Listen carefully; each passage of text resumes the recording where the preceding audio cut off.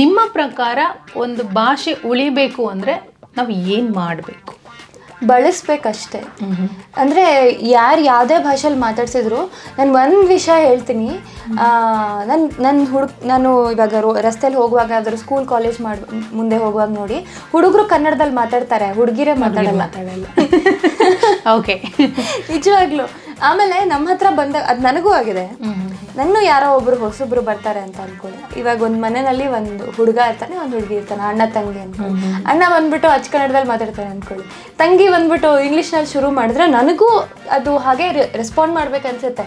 ಆಮೇಲೆ ನೆನ್ಪು ಮಾಡಿಕೊಂಡು ಇದು ಯಾಕೆ ನಾನು ಕನ್ನಡದವಳು, ಅವರು ಕನ್ನಡದವರು, ನಾವು ಯಾಕೆ ಭಾಷೆನ ಬದಲಾಯಿಸ್ಕೊಂಡು ಮಾತಾಡ್ತಿದ್ದೀವಿ ಅಂತ. ಅದು ಹೇಗೋ ಗೊತ್ತಿಲ್ಲ. ಅದು ನಮ್ಮ ಕಾಲೇಜಲ್ಲೂ ಇತ್ತು, ಇವತ್ತಿಗೂ ಇದೆ. ಯಾವುದೇ ಸ್ಕೂಲ್ ಕಾಲೇಜಲ್ಲಿ ಒಂದು ಗುಂಪು ನೋಡ್ತಾ ಇದ್ರೆ ಹುಡುಗರು ಗ್ಯಾಂಗು ಆಲ್ಮೋಸ್ಟ್ ಇರ್ತಾರೆ, ಇಂಗ್ಲೀಷ್ ಮಾತಾಡೋರು ಇರ್ತಾರೆ. ಹುಡುಗರ ಗ್ಯಾಂಗೆಲ್ಲ ಈ ಕನ್ನಡದಲ್ಲಿ ಮಾತಾಡ್ತಿರ್ತಾರೆ, ಹುಡುಗಿರ ಗ್ಯಾಂಗೆಲ್ಲ ಇಂಗ್ಲೀಷ್ನಲ್ಲಿ ಮಾತಾಡ್ತಿರ್ತಾರೆ. ತಪ್ಪು ಅಂತ ಹೇಳೋಕ್ಕಾಗಲ್ಲ, ಆದರೆ ಅಭಿಮಾನ ಉಳಿಸ್ಕೋಬೇಕು ಅಂತ ಹೇಳ್ತೀನಿ. ಬೆಸ್ಟ್ ಎಂಟರ್ಟೈನ್ಮೆಂಟ್ಗಾಗಿ ಲೈಕ್, ಫಾಲೋ ಮತ್ತು ಸಬ್ಸ್ಕ್ರೈಬ್ ಮಾಡಿ ರೆಡ್ FM ಕನ್ನಡ.